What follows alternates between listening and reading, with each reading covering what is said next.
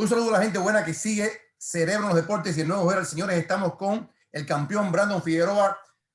Thank you, everybody. Thank you, Brandon Figueroa, for these minutes of your time. First, your camp. How's been your camp, knowing that this is the biggest fight of your career? I feel like camp right now has been going excellent. If anything, there's probably been my best camp of to date. And yeah, you know, we're coming in strong. We're coming in at 110% for Luis Neri because I know he's a WBC world champion, and I want that belt so bad. And I'm not gonna leave it to the judges, or I wouldn't want to leave it to the judges or anything like that. I just want to make sure that I dominate and I take home that belt. Neri for sure is the biggest threat of your career, the biggest name that you're facing. What kind of fight do you expect from him? You know, I expect him to come forward, throw that overhand left that he throws a lot. But I mean, if we can counter that, if we can just put the pressure and keep him on his heels, then I feel a great night for me. I feel that he's the more experienced guy. He's been a lot of fights. How can you do to counterbalance this experience in your youth? Yeah, you know, I feel like he hasn't really fought a 5'9", 122-pound fighter like me. I know Alameda, I think, was 5'8", 5'7". But, you know, I feel like I'm much bigger, much stronger than Alameda, and I put pressure. And I feel like even Alameda in Luis Neri's last opponent, I feel like he gave him a lot of trouble. And I feel like if I can just put a little bit more pressure and you know, just throw a lot of punches and you know, put him on his heels, I feel like I can be more successful than Alameda. What I see from you that you have maybe more volume in punches. Maybe you can overwhelm him in punches. Maybe he's a bit better counter puncher. Do you think this fight as a Mexican fight or a brain fight?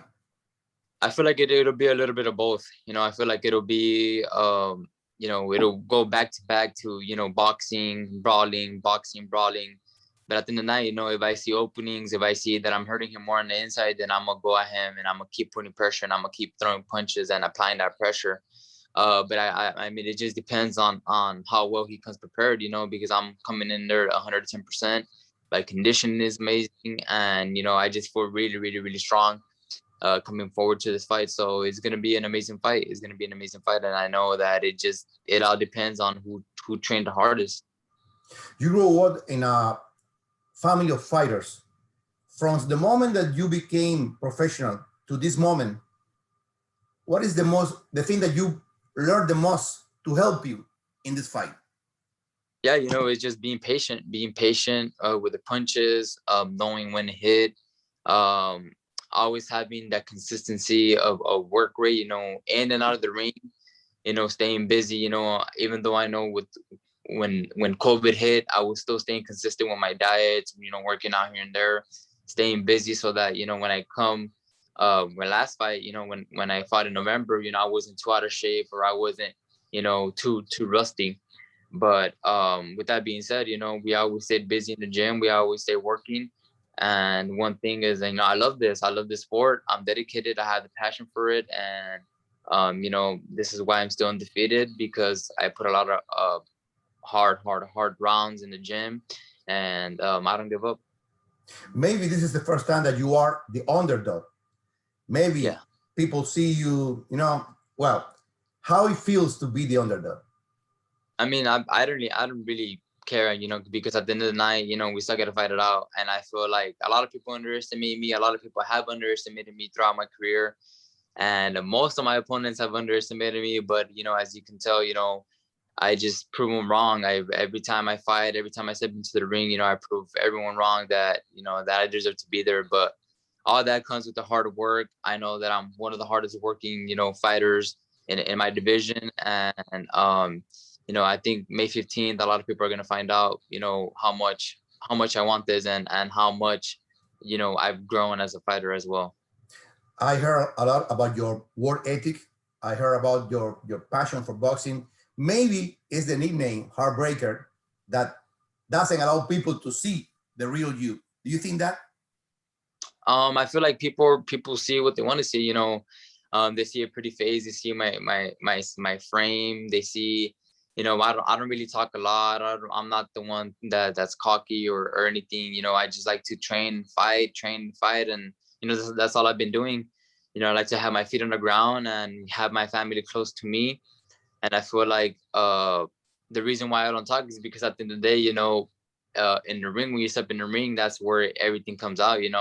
If you train hard, if you didn't, if you kept your diet, if you miss weight or anything like that, because at the end of the day, it's a lifestyle. Boxing is a lifestyle, especially as a professional. It's a lifestyle. You have to stay out of trouble outside of the ring, and you always have to be a good role model for the kids as well. And you just got to go in there and just dominate your opponent in every way. Maybe this low-key personality help you to cope, because we see what happened, for example, with Ryan Garcia, another young fighter. The pressure of the fame is really hard for you. So young, so powerful, so talented, and social media sometimes can be cruel and brutal for you. So you think that this low-key personality help you to go on normally with life? No, yes, sir. Yeah, it's just how my parents raised me. I know social media right now is probably one of the things that gets to a lot of people. I'm the type to really brush everything off. In another ring, I know things come my way, obstacles. But I just had to have a great head on my shoulders to push everything away, focus on what I gotta do, focus on my fights. I know there's things that come in my life that sometimes I can't control, but you always gotta have the mentality. You always gotta have that I guess that patience, and you always gotta have God in mind to help you through these obstacles. But no, I mean, social media, I mean, I'm not really the type to be on social media a lot. I like just use social media for fun as what it is. But apart from that, I don't really get into it. I don't really like to mix myself too much into social media, because at the end of the day, social media is not nothing that it's gonna, like, in other words, it's not nothing that I'm gonna benefit from by playing in social media too much. So I just keep my distance. I just brush everything that's negative and just focus on my work. So, Brandon, good luck to you. Good fight, and see you victors on May 15th. Okay? Take care. Thank you for your minutes. No, thank you.